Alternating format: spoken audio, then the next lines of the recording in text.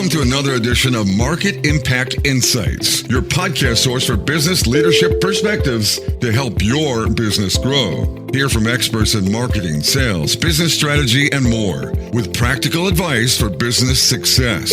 Make sure you won't miss the latest episodes by visiting marketimpactnow.com. Now, here's your host, Dan Albaum.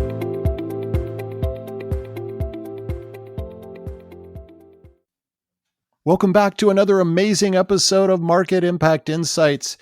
We all face adversity in our lives. How we handle that adversity. Are we intentional? Are we resilient? What kind of mindset do we have? What if something unimaginable happened, a challenge, a roadblock that totally changed the trajectory of our life? How would we approach that? How do we navigate through that? There's so much that we face as business leaders in our personal lives for sure.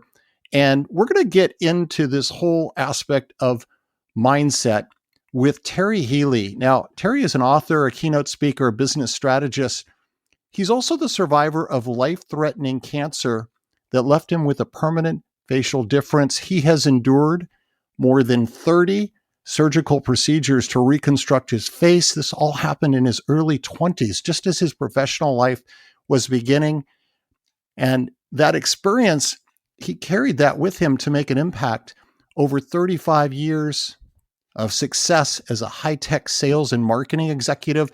He was a brilliant colleague of mine at Cisco. I got to know Terry, and what a difference he made. He has been part of a founding team that led to a successful IPO. He's accomplished it all, but he's really committed himself to helping and inspiring others. He's the author of a new book, The Resilience Mindset, How Adversity Can Strengthen Individuals, Teams, and Leaders. We're going to get into all that with Terry. Great reconnecting, and welcome to Market Impact Insights.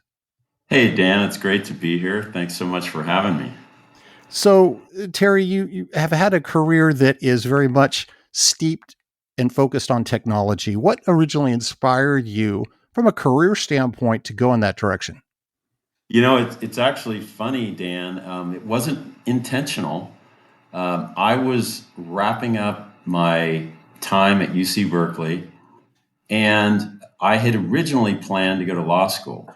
And then I sort of, as you mentioned in the opening, I sort of dealt with a major adversity in my life that kind of changed the direction a bit, slowed things down a little bit. And so I was with a guy who used to be an alumni advisor to me at UC Berkeley. And he said, hey, why don't you just come down to our company someday next week, and why don't the two of us meet?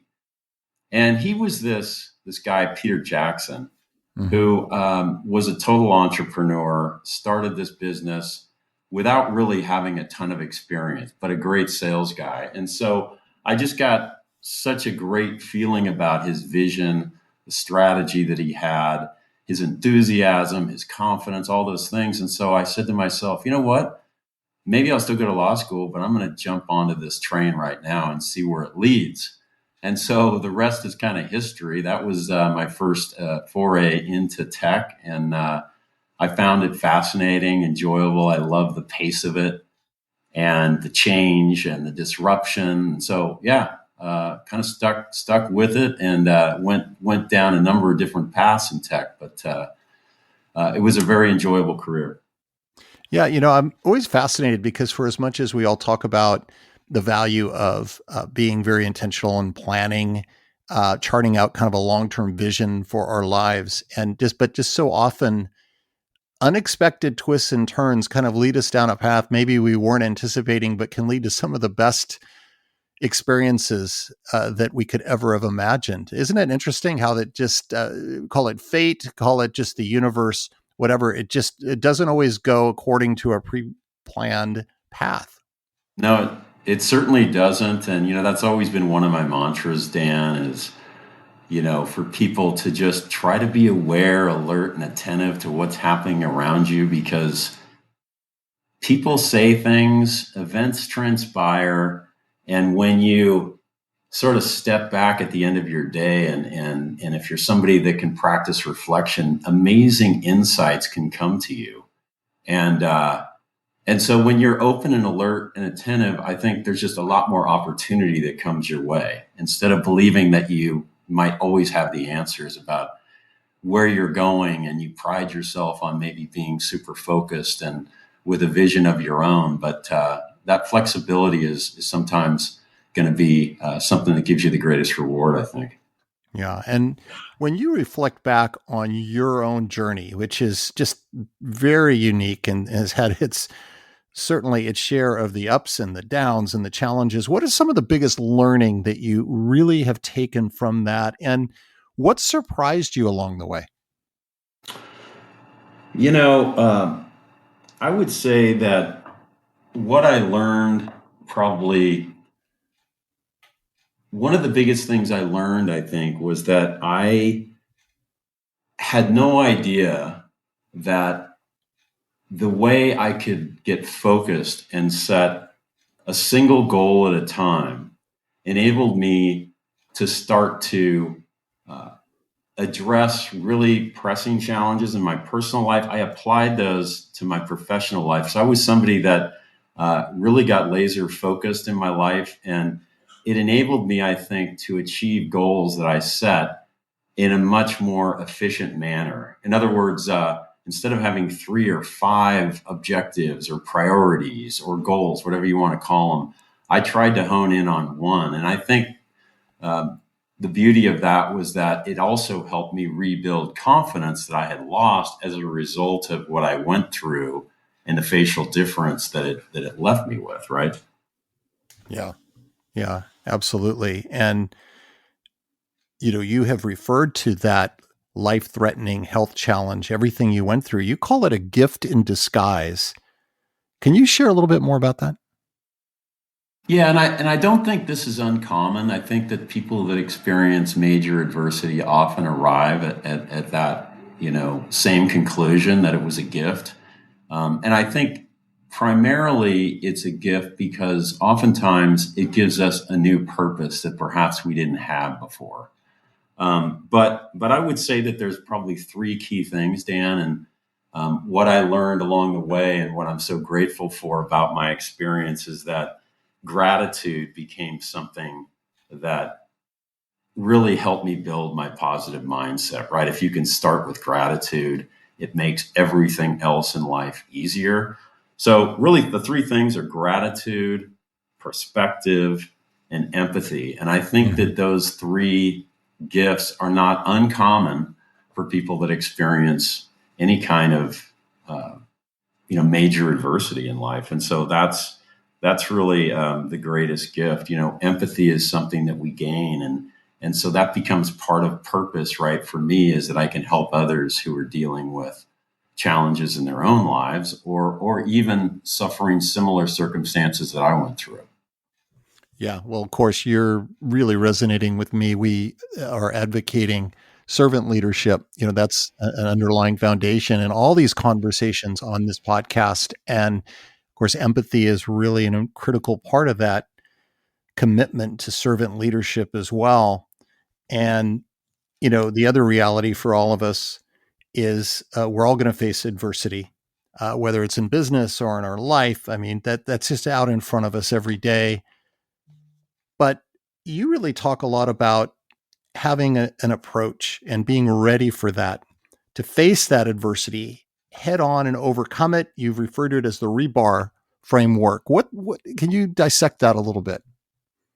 Yeah. So as I was going through my ordeal, as you mentioned in the front of the podcast in my 20s, I kind of called my coping mechanism a survival kit, right? So that was really what I used on my day to day kind of efforts to help me through my ordeal. But over time, Dan, as I started to speak about what I was doing, I started to get a lot of feedback from people that they were looking for guidance, right? So what I've learned over time, right, is that all of us have the capacity to build resilience.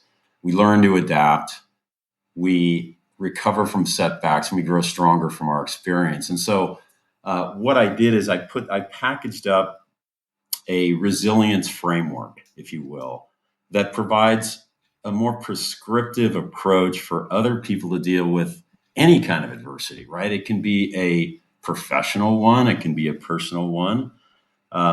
And it's structured in phases. So I've got 4 phases, and it helps people follow something in, as I said, a prescriptive manner to optimize their own life journeys, and they kind of know where they are in this process. And so I try to provide tools along the way, and I can talk really high level if you'd like about each one of the 4 components or principles of rebar.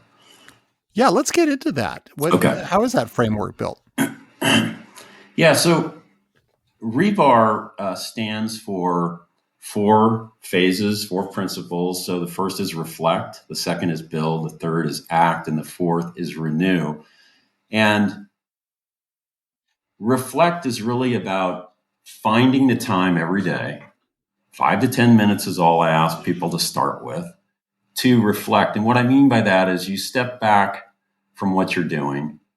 Maybe it's on your walk, maybe it's right before you go to bed at night, but you step back and you start with gratitude. And as I said before, gratitude gives you a great perspective. There's always a million things to be grateful for. So that puts you in a better place to begin with. And then the part of reflection that goes from there is really doing an audit of your day.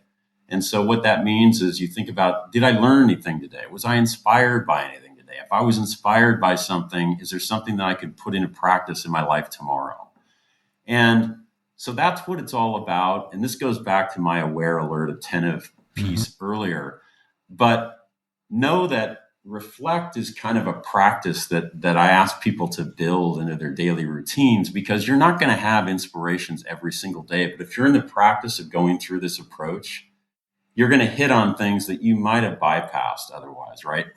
The second phase, build, is really about developing a positive mindset. It's about developing a growth mindset. So this is when we start to figure out how to focus on figuring out our life balance. How are we going to do that effectively? How do we develop a support system? And that can be peers, that can be mentors in the workplace, right? And then how do we choose positivity? Because when you do those things with positivity, it's much easier to navigate life's roadblocks, right?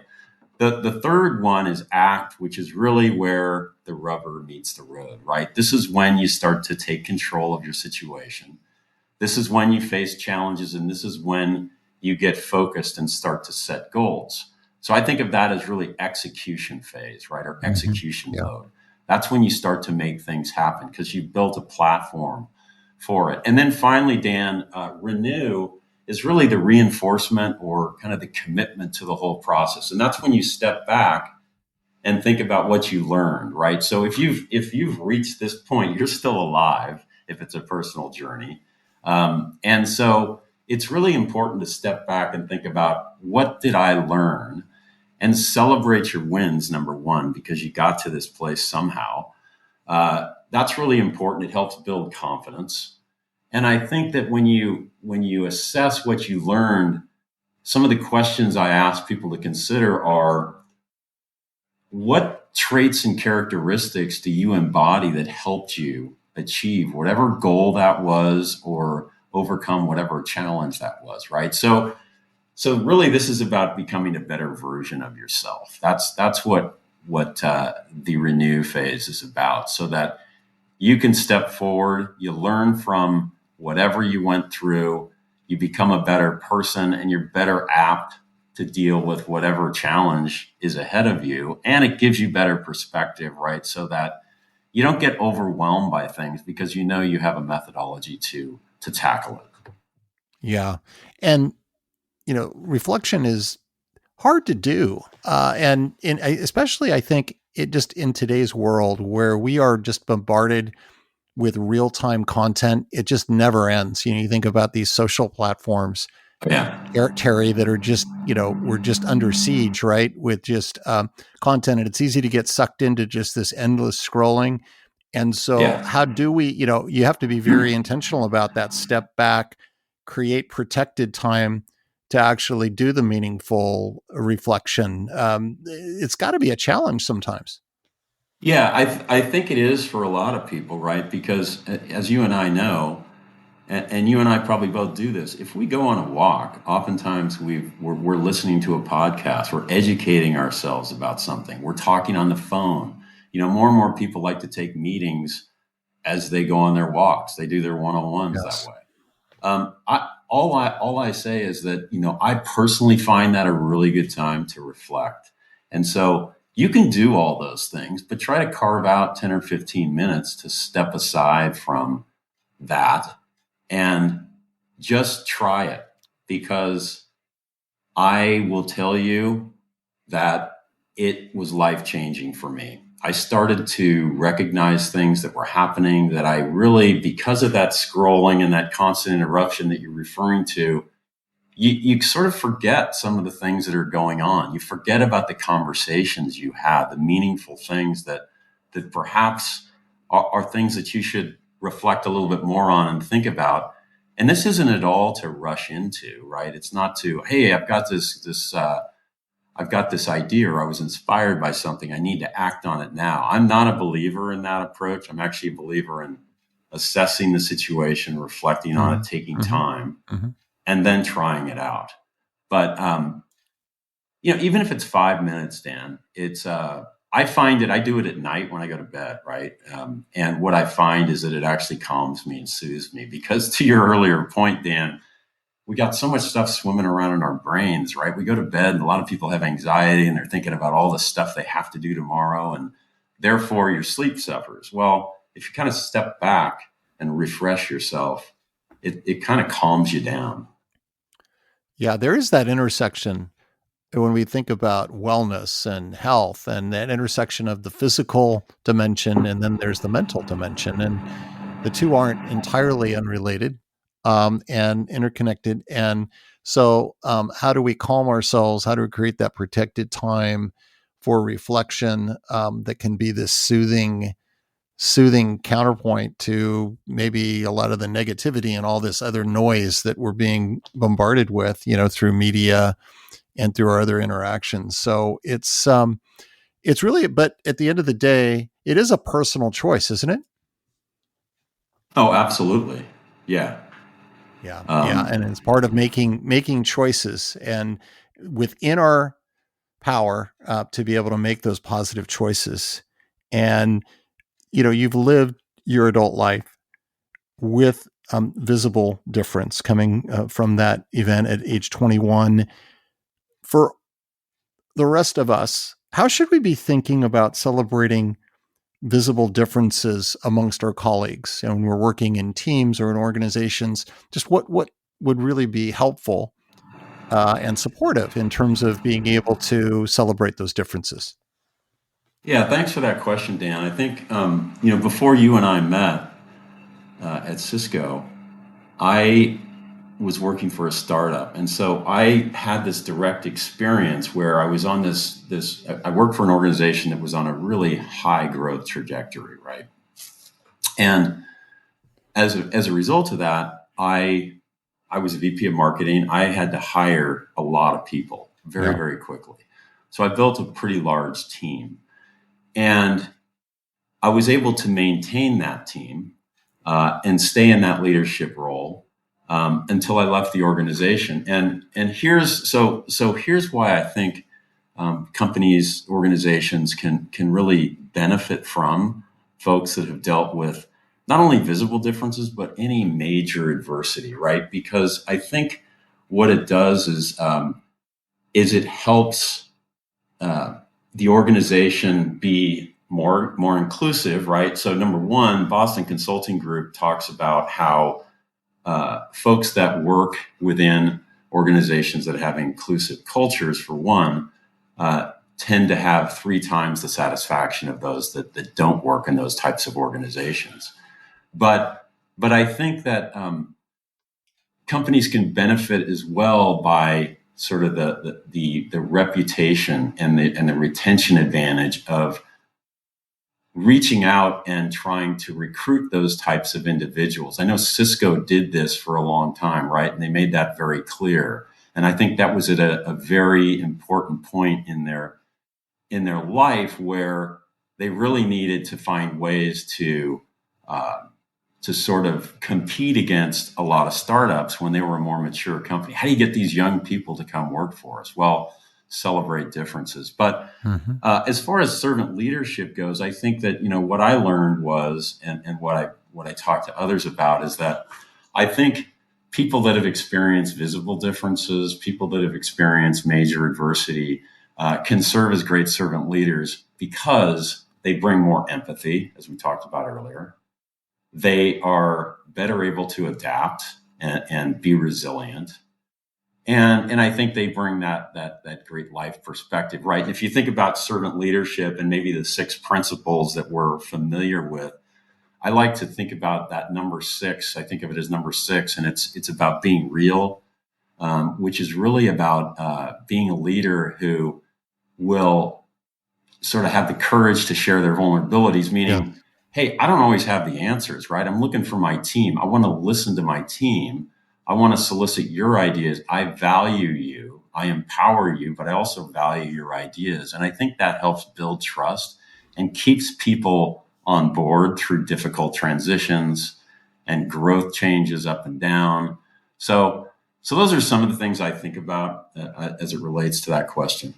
Yeah. And what you were just mentioning there is just so huge, which is if you're a leader that literally yourself, you tear down that false illusion of perfection in front of your team, and you are communicating with them authentically and honestly and transparently and saying, look, I've made a lot of screw ups, and you know what? I've had some learning along the way, and here's how that's turned into something really positive. You can almost feel the balloon just inflating again, right? Yeah. And that's, I always thought that the leaders have the ability to deflate or to inflate, and it's like, let's choose to inflate. Yeah. Yep. Yeah, absolutely. And from your perspective, you've led teams in high growth environments, high pressure environments. What do you think separates truly exceptional leadership from just good enough? Yeah, I think it's, and it kind of goes to what we were just talking about, but it's about, inspiring change and elevating others on the team to make them feel like they are leaders as well. I kind of think of great leaders as those that, they start with vision, strategy, and communications. That's kind of table stakes, right? But from there, I kind of hone in on a number of other things, right? It's what we talked about with empathy and emotional intelligence, right? Those are key too. And that's about listening, as we just talked about. It's responding to needs. It's showing appreciation when people achieve great results or take initiative, and letting others know that you encourage them to take initiative because you're sharing that with your team. I can't say enough about resilience and adaptability, obviously, because that's really what I've kind of based my my life on. But that's about really being flexible and being comfortable with change and embracing change, and knowing that you will come out the other side, having that confidence, getting your team to believe in that ability to make that pivot. And then, as importantly would be, empowerment and delegation, which again, I think helps people feel like they're working in an environment of trust, and that they have the ability to make decisions and take chances. And I think being able to encourage people to take risk is a huge way to help build people within the organization to their own leadership capacity. Yeah, something that comes up in so many conversations I have with leaders is this phenomenon. They call it change fatigue, that can seemingly hit teams at any point. Yeah. Maybe they're in a highly competitive, highly dynamic market space, and so change is kind of this reality that's just, and it's fast moving. We've got AI, Terry, right, all around us. It's seeping in, it seems like, to every aspect of how we think and how we execute. And any thoughts on this change fatigue? How do we help teams kind of get over that or get through that? Um, well, so So first off, I would say that, I'm a big fan. I love innovation. You and I probably both could say that because of the field that we worked in. Um, I think people need to look at change as is exciting. It reminds us that change is constant, to your point, right? And change brings ultimately, I think, all of us new opportunity.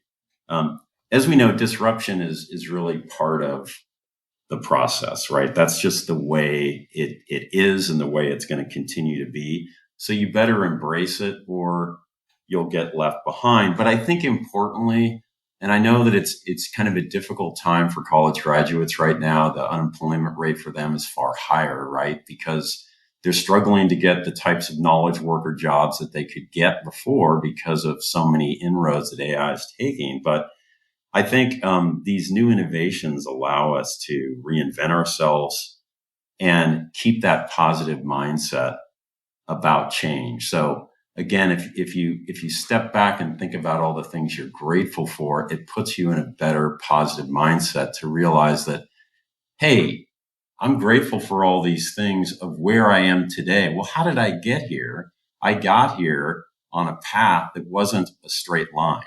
It had its ups and downs, and I've learned along the way. And therefore, I'm more confident. I'm more resilient. I can handle change better going forward. Terry, what's the best piece of business advice you've ever received? I would say staying humble, never assuming that you have all the answers, and to listen more. I heard that many, many times, but it's just this, we go back to two ears and one mouth, right? Listen more. Yeah, that's a really, really important one. And again, the nature of how a lot of these interactions are happening, if we're dealing with virtual teams and we're going into collaboration calls, video calls, and we've all been there, haven't we, where we get the sense someone's distracted and they're quote multitasking. Mm-hmm. And that can be pretty frustrating, and when we see that. So if you're exhibiting that behavior as a leader where you're zeroing in, you're focused, and you're doing active listening, that's pretty powerful. Yeah, absolutely. Yeah. When you think about the future, what makes you optimistic? It goes back to what I think I said a couple of minutes ago.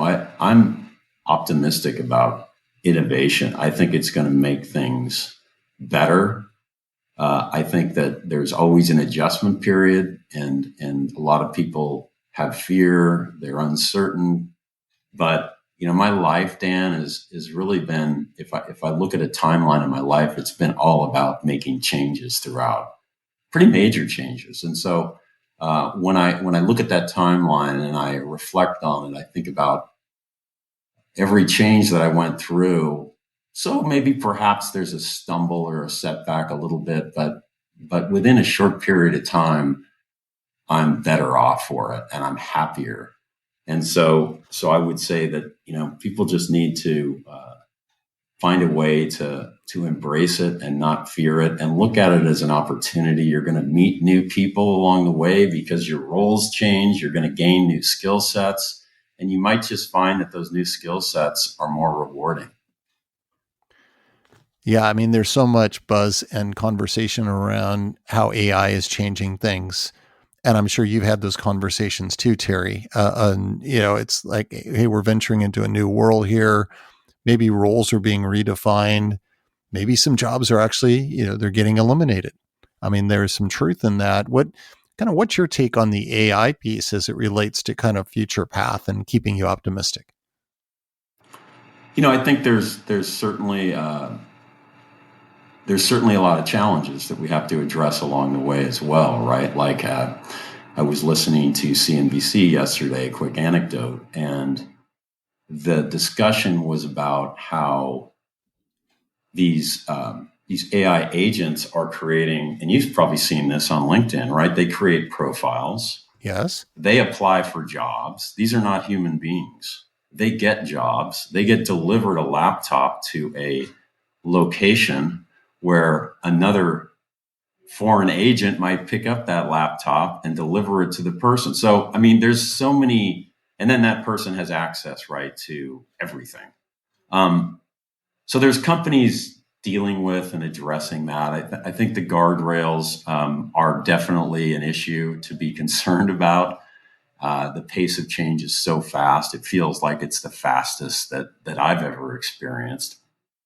But I do have faith in humanity, and I do believe that we will find a way to make this an improvement that we'll look back on and say, wow, that was maybe tumultuous for a while, but look where we are now, and look where I am now, and my life is better. My life is improved. So that's my perspective on it.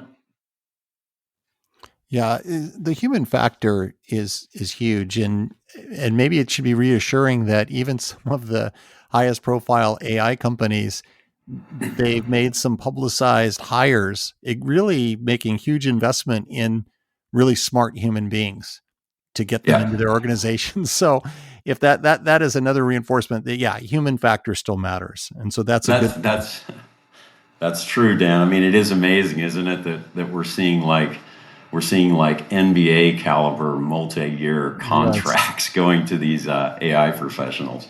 That's right. And so as we wrap up our conversation, Terry, do you have any other final advice for leaders that are looking to create more positive impact and elevate the performance of their teams? Yeah, I would say that I believe I've always kind of felt this way, that leaders should reward initiative, not just results. I think you want to encourage some level of risk. And I think that people will learn more from the mistakes they make than their wins oftentimes, because that's just sort of the way it works. And most exceptional leaders who are running large businesses, if you look at their biographies, you'll find that many of them had failures along the way before they found success. And so, I just think rewarding initiative is so important. Putting the exclamation point around exceptional leadership. Terry, thanks again for joining. The book is The Resilience Mindset. Make sure to go check that out. And you've inspired all of us with your own personal journey. Thanks again. Thank you, Dan. And a reminder, please continue to give the gift of feedback to help make Market Impact Insights even better. You can do that by going out and giving a rating and a review. It's so easy to do on all the major podcast platforms, including Apple Podcast and Spotify. And as always, make sure to visit marketimpactnow.com for the latest in business leadership perspectives. So long until next time.